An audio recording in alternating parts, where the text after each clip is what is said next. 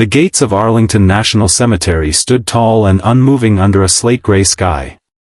Rain threatened but hadn't yet fallen. An aging man stood at the checkpoint, posture rigid, boots polished but cracked at the edges. His Marine dress uniform was clean and pressed, though its colors had dimmed with age. Tucked under his arm was a weathered campaign cover, and in his hands, a carefully folded flag. He said nothing as the guards spoke to him, checked the list, shook their heads. He was not on the guest roster for the state funeral of General Thomas Keating. The man nodded once, not in agreement but acknowledgement. He stepped aside without protest, settling near a tall sycamore just outside the perimeter. From that shadowed spot, he could see the procession beginning inside, rows of black cars, polished shoes, military bands warming up in solemn tones. Cameras panned over decorated officers, foreign dignitaries, White House representatives. Not a single lens caught the figure at the tree line. He stood like a sentinel, unmoving. Inside the ceremony, a hush fell. General William Alden, four-star commander and public face of the Joint Chiefs, rose to deliver the opening address. He paused, mid-step. From the podium, his eyes scanned the crowd, but then drifted beyond the boundary fence. His gaze locked on the man beneath the sycamore. Without a word, Alden descended the platform, walked past the honor guards, and stepped outside the gates. The press stirred, confused. Soldiers whispered. At the threshold, Alden stopped. Then, slowly, he raised his hand in salute, sharp, deliberate. The man returned it with quiet precision. Only then did General Alden speak. "Sergeant Monroe," he said, loud enough to carry. "You're exactly where you belong." Sergeant Elias Monroe never chased glory. He entered the Corps at 17 with forged papers and a chip on his shoulder the size of the Appalachians. Raised in coal country by a father who drank too much and a mother who didn't live long enough, Monroe learned early that silence was survival and that loyalty wasn't something you spoke of, it was something you proved. By 1969, he had seen more jungle than most lieutenants had maps for. But it was in Laos, on a mission that technically never happened, where his name was written into the unwritten lore of warriors.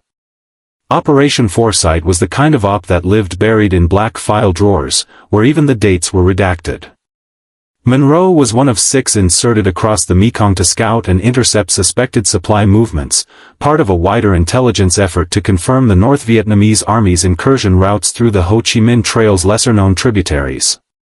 The group was mixed, 3 Marines, 2 Air Force recon, and 1 Green lieutenant out of Annapolis on temporary assignment.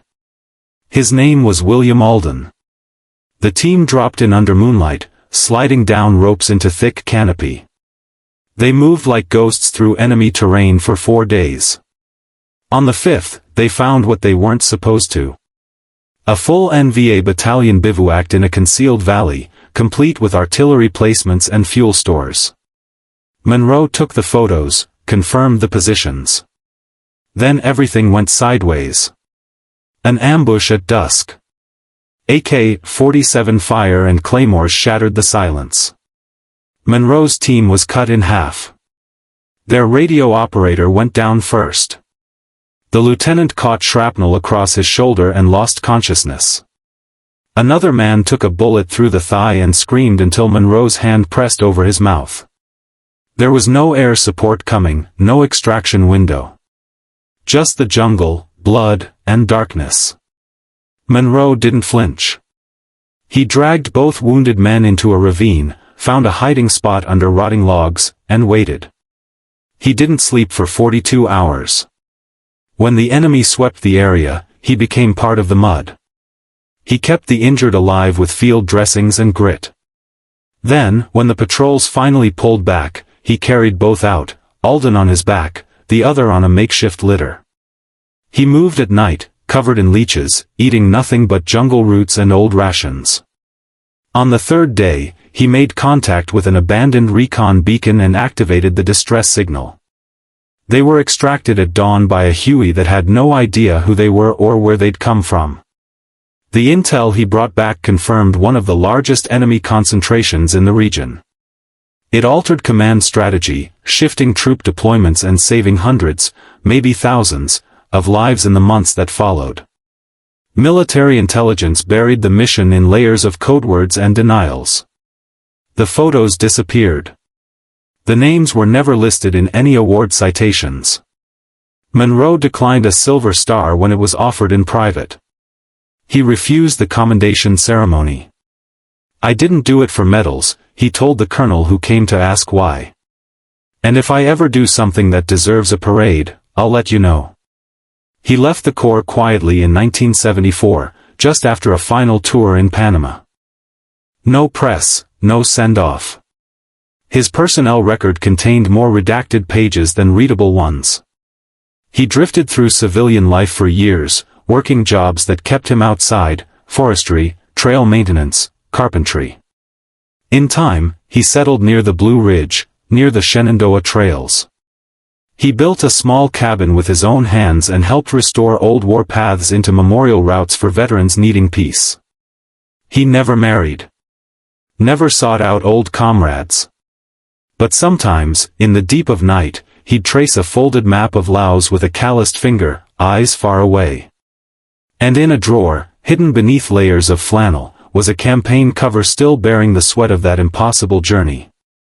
On its inner brim, etched faintly with a pocketknife, were 6 names. 5 of them crossed out. Only his remained. In 1993, he received a letter with no return address.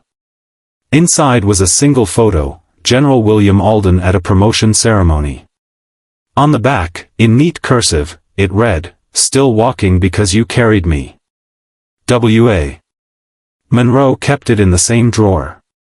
He never replied. In the years that followed, he turned even further inward. He began tending a forgotten portion of the Appalachian Trail, maintaining its signage and clearing debris. Other veterans joined him occasionally. They called him Sergeant Ghost. He never corrected them. His only routine was sunrise coffee on the ridge and a carved walking stick he never used, one made from the same tree that had sheltered him in Laos. Then came the obituary. General Thomas Keating, retired chairman of the Joint Chiefs, war hero, recipient of the Medal of Honor, had passed in his sleep at his home in Virginia.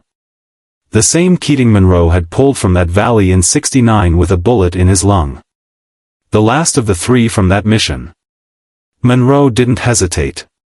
He pressed his uniform. He folded a flag. He packed the carving he'd made for Keating years ago and never sent. And then he walked out of his cabin at dawn and headed for Arlington.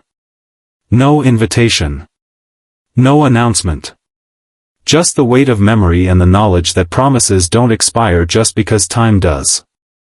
Arlington was quiet that morning, wrapped in a hush that came not from the absence of noise but from the collective reverence that years of loss had sown into the grass. Monroe stood at the cemetery gate just past 7, a few early risers passing in respectful silence. He wore his old dress blues, pressed flat, medals tucked into the inside pocket, their colors long since faded. On his shoulder was a leather satchel, hand-stitched, worn smooth. Inside, a folded flag, Keating's gift, and a sealed letter addressed to no one. The funeral was set for 10 a.m., but Monroe had never been one for crowds. He slipped past the gates and walked the outer paths, his boots brushing loose pebbles and petals from fallen cherry blossoms. He didn't need directions.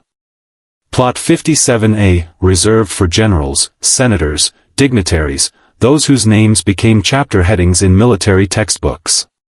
Monroe had stood beside some of them once. Carried others. None had stood beside him.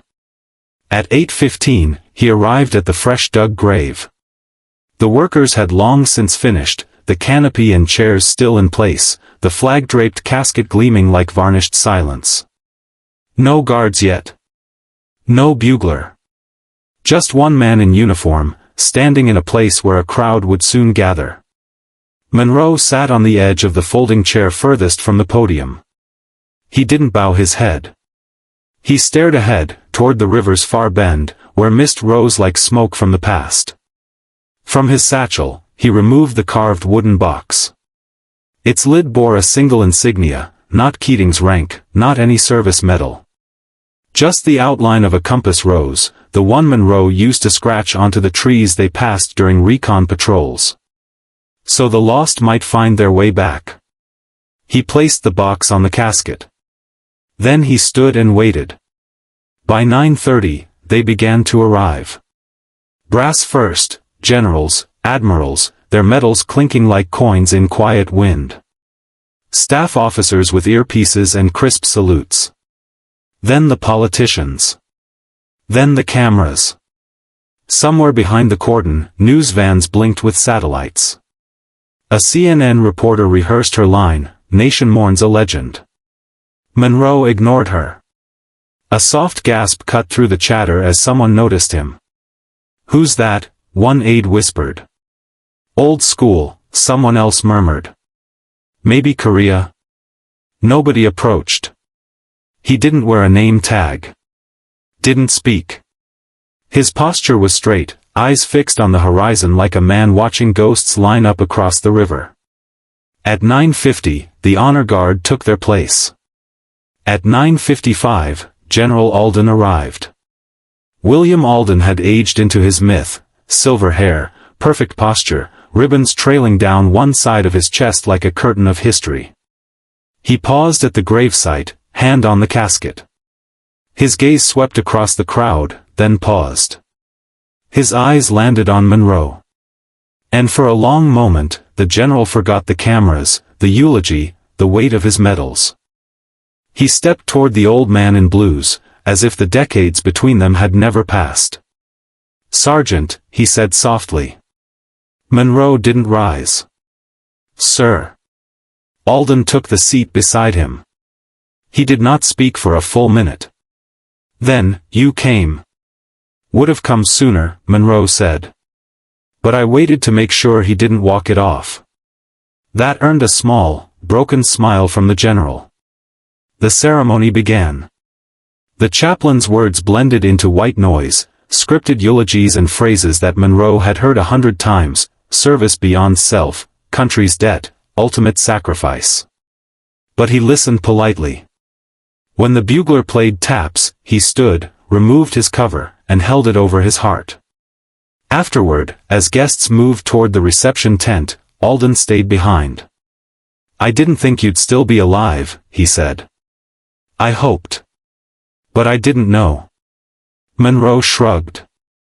"Figured the jungle would kill me. Or the mountains. But no, just kept waking up." Alden turned to him. "I never thanked you." "Not really." "You did," Monroe said, tapping his coat pocket. "Got the photo. Nice suit. You saved our lives." "No. I just delayed your deaths." "Life, you did that yourself." They stood there a while, neither eager to return to the world. Then Alden said, "Keating mentioned you. Even in his last days. Said he still saw the firelight through the trees. You remember that?" "I remember," he cried, Monroe replied, not cruelly. "Thought he was going to die alone out there." "We all did." The general nodded. "You still carry it. Every day." There was a long pause. "He was a good man," Monroe said at last. Once he stopped trying to prove it. They parted with no embrace, no ceremony. Just a firm handshake, tight, steady, full of the weight only men who've held death in their arms understand. Alden returned to his car. Monroe stayed a moment longer, placing a single dog tag beside the casket. Not Keating's. His own. Then he turned and walked through the grass, past monuments and stones etched with names no longer spoken aloud. As he reached the exit gate, a young soldier intercepted him. "Sir," he said breathlessly. "There's, someone asking for you. From the Department of Defense. They'd like to speak." Monroe didn't stop walking. "You tell M." Monroe said he already gave enough. "But sir." Monroe paused, glanced back once. "Son, I've been disappearing since before your father learned to shave. If they really want to find me, they know where I'll be." And with that, he walked into the city's light, where the past couldn't follow and the living had to carry what the dead no longer could. Monroe rode the train east toward Baltimore, the afternoon sun flashing through windows like pulses of memory. He sat in stillness, his frame stiff, his eyes clouded. The compartments around him were filled with idle chatter and children's laughter, but Monroe floated above it all, lost in the static of memory. Across his lap rested the small wooden box Keating's wife had given him. He opened it again, the creak of the hinge as familiar now as the breath in his lungs. Inside, a compass, a rusted whistle, and the photo of 5 young men squinting into the camera's sun-blinded lens. Keating on the right, Monroe center. 1974, Cambodia. The jungle behind them like a second skin. He touched the edge of the photo with reverence. A boy across the aisle stared curiously, dangling his legs off the seat. Monroe tilted the photo toward him. "My brothers," he said, his voice like worn leather. "Where are they now?" the boy asked. Monroe paused. "Gone," he said softly, "but not lost." The boy nodded as though he understood, and Monroe almost smiled. When the train reached Baltimore, Monroe exited into cold wind and gray light. He didn't return to his apartment. Instead, he walked several blocks to a familiar door with no sign, just chipped blue paint and an old knocker. He entered and emerged 20 minutes later, clean-shaven, with a file tucked under his coat. That night, Monroe stood before a safe in his apartment. He opened it, revealing a sealed envelope and a second, older box. The envelope read, SHD A01. He slid it open. Inside were yellowing documents, grainy black and white photos, and a folded map. The photos showed dense vegetation, aerial shots of what appeared to be a cliffside, and a close-up of a smooth, seamless metal surface embedded in stone. Monroe turned one over. On the back, in pencil, 4 miles past Third River Bend. North. No tracks. He remembered the place. Not a name, no one had ever named it, but the smell, ozone, rot, silence. In '74, his unit had been rerouted from a routine reconnaissance mission to investigate an uncharted ravine. They weren't told why. They found it 2 days in. A door. Metal. Seamless. Too perfect for the jungle. It hummed faintly when touched, vibrating like a tuning fork inside their bones. Keating had placed his palm on it and said, "It's listening." Then the quake hit. The trees shook. They were ambushed shortly after. Monroe never saw the door again. They were extracted under fire and told to forget. The mission was scrubbed. The files were gone. But Monroe had kept one photo, smuggled in a boot heel. And now, after 3 decades, that same image was back in his hands. That night, he visited a man in southwest Baltimore known for his silence. In exchange for a bundle of aged bills, Monroe received a satellite phone, unregistered, and a small case containing a discreet black pistol.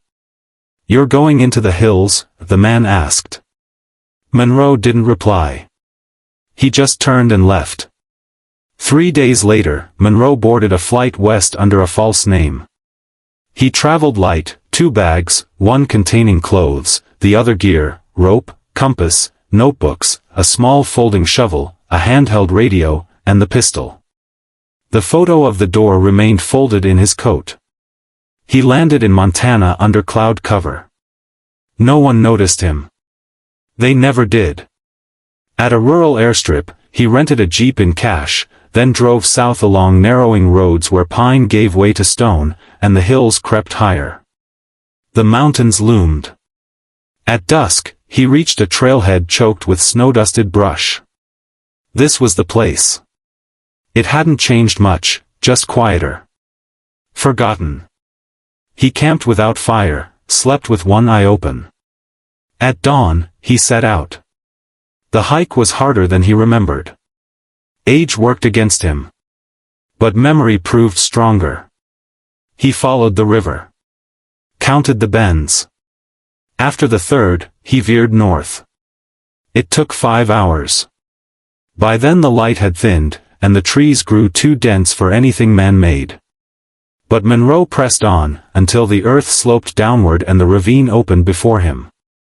And there it was. The door. Still there. Unchanged. Seamless. Moss-covered. Impossible. Only now, a faint glow traced its outline, blue, cold, flickering like breath. Monroe froze. It wasn't gone. It had never been gone. And now, it was awake. Monroe stood in silence before the thing that had haunted his sleep for 30 years. The glow around the door pulsed now, in slow intervals, soft, then sharp, then gone again, like the slow blink of an animal in the dark. He reached out a gloved hand. The surface was cold, smoother than steel, yet somehow alive beneath the touch, like the skin of something breathing beneath the metal. He stepped back, knees stiff from the climb, and studied the perimeter. The rock around the door had shifted slightly, as if the earth had once tried to reclaim it and failed. He unpacked the small folding shovel and scraped at the surrounding soil. No seams. No hinges. Just the door, set like a coin inside the mountain. Monroe opened his notebook and jotted quick observations. He knew he didn't have much time. Satellite phones weren't truly untraceable, and a man poking around off-grid in national forest land drew the kind of attention he didn't want. But he needed to see what was inside. He stepped forward again. This time, he placed his palm flat against the door. A tone, low, like a cello in the chest, vibrated out from the center. He stepped back, heart racing. Then the door moved. Not outward. Not inward. It melted. The surface retracted like water folding into itself, rippling into a darkness deeper than any cave. A breeze hit him, dry, sterile, scentless, and the door vanished into itself, revealing a passage that descended into angled geometry. No seams, no rivets. Just walls of the same dark metal, illuminated now by strips of pale blue light. Monroe hesitated. Then entered. The air shifted behind him. The door reformed with a hiss, seamless once more. He walked. His boots echoed too sharply, no dust, no dampness, no decay. This place had not aged. After 20 paces, the tunnel widened into a chamber with a vaulted ceiling. Hexagonal tiles pulsed faintly underfoot, glowing beneath each step like pressure pads.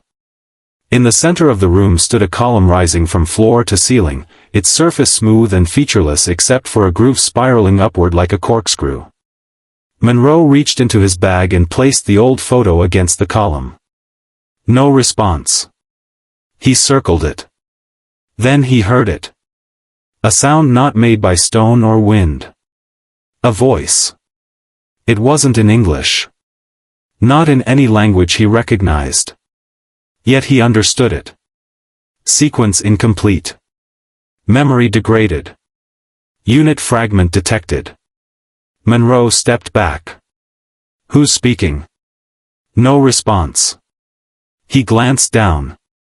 His boots rested on a disc embedded in the floor. A faint pattern surrounded it, concentric circles etched into the tile. He stepped off it. Silence.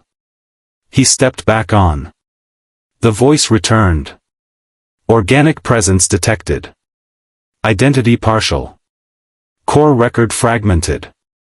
Initiating projection. From the column, a faint shimmer began to bloom, rising into the air like mist. It took form slowly, lines becoming limbs, limbs becoming shape, until a translucent figure stood before him. Human in silhouette, but not quite. No features. Just a presence. Then came another. And another. 5 in total. One stepped forward. Monroe's breath caught. Keating. Not exactly, but the outline, the height, the posture. His friend's presence filled the space, and even through the haze of time and trauma, Monroe knew. The projection raised its hand. "You returned," it said, voice static-laced but unmistakable. Too late. Monroe's legs gave slightly beneath him. "What is this?" "We were the relay," it answered. "You were meant to finish the message." Behind the figure, walls shifted. Panels slid aside, revealing rows of what looked like pods, dozens of them, each filled with a dim light. Some were empty. Others glowed faintly. "What message?" Monroe whispered. The chamber responded, not with words, but images. Flickers of war. Not from Earth, too many moons, skies too pale. Structures rose and fell in moments. Cities blinked in and out of existence. A planet burned. Another went black. Then a ship, vast beyond measure, fractured in orbit and fell like glass rain across a red sea. Memory held in fragments, the voice continued. "We tried to survive. Embedded the warning in organic minds. You were the closest." Monroe blinked. "I don't understand. Not all were human." That last sentence hit him with a force that pushed the air from his lungs. The projection of Keating stepped closer. Its form shimmered, and for a moment, it shifted, its arms elongated, its outline changed. Then, as if embarrassed by the reveal, it returned to the familiar shape. "You carried the code," it said. "You brought it back." Monroe's thoughts raced. Cambodia. The mission.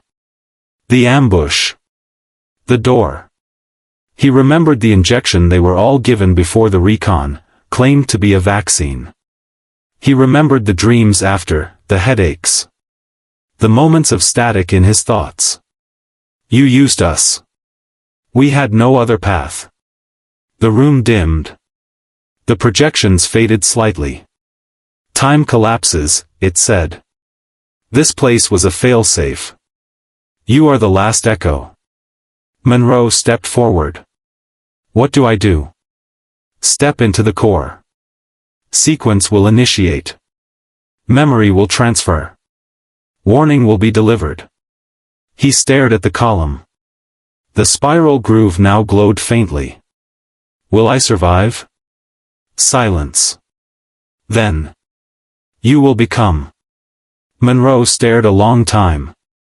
Then he stepped forward, placed his hand into the spiral groove, and closed his eyes. The spiral groove swallowed Monroe's hand. Not painfully, but wholly. Like the space within the column had been made precisely for him. A warmth spread into his palm, then up his arm, until it filled his chest like a second heartbeat. The chamber dimmed. The projections flickered out. Only the glow of the core remained. A tone, a single, rising frequency, pierced the silence, followed by a hum of layered sounds too complex to be music, too deliberate to be static. Monroe gritted his teeth. Lights flared behind his eyelids. His knees buckled, but the column held him up. Sequence complete. Transfer begins. Then everything went black. He fell, except he didn't. He was falling, yet still standing, caught in a storm of sensation. Time fractured. He saw glimpses, of stars beyond naming, of landscapes he'd never known, of symbols etched in glass, fire, and skin. He saw them, the ones who had come before. Not gods. Not aliens. Not spirits. Architects. Carriers. Beings who had seeded the warning across worlds, embedding fragments in organic hosts, each chosen for compatibility. Hosts like Keating. Hosts like him. A language unfolded inside him. Not with words, but with structure, like remembering how to breathe. Syntax, grammar, gravity. A system of understanding built not for speech but for resonance. The message wasn't meant to be read. It was meant to be felt. Monroe gasped awake. He was lying on the chamber floor, the column dark again. He sat up slowly. The air was different. Still sterile, but now laced with something floral, almost sweet. The pods along the wall had gone dim. He stood. His head throbbed, but his thoughts were sharp, too sharp. He saw patterns in the tilework he hadn't noticed before. He could count the pulsing of the chamber's hum and know it matched a galactic frequency of decay. He understood things he hadn't known existed. The message had settled inside him. He wasn't alone. He left the chamber. The corridor bent and descended deeper into the earth, or what he thought was earth. The walls changed. Stone now. Natural. As if the facility had been fused to the mountain rather than carved from it. He passed murals, etched by hand. Human hands. Symbols repeating. Circles within circles. Stars spiraling into oblivion. At the end of the passage, a door, simpler than the first. Mechanical. He opened it. Cold wind rushed in. A cliffside. Night sky. Stars overhead, too bright, too many. The mountain behind him was not the one he climbed. The horizon was unfamiliar. He was not where he'd entered. He took a slow step outside. Then another. The door shut behind him. He stood at the edge of a world. Below, a valley stretched out, dotted with what looked like ruins, columns, temples, structures weathered not by time, but by heat. Some had melted. Others had collapsed into glass. He took out his notebook and drew fast, hand moving without thought. The ruins matched ones he'd seen in the vision during transfer. This place was one of the last outposts of the architects. They had failed here. He descended into the valley, passing scorched trees and brittle soil. Ash clung to the air. The smell of something burnt long ago lingered. In the center of the valley stood a tall spire, still intact, its tip broken off like a snapped bone. Inside, the floor had caved, but a console, ancient, untouched, remained upright. He approached it. Symbols shimmered across the surface, familiar now. He placed his hand on the center glyph. The console lit. A voice, different from the one inside the mountain, spoke. Relay node 9 activated. Final message channel open. No response from remaining nodes. Transmission protocol, irreversible.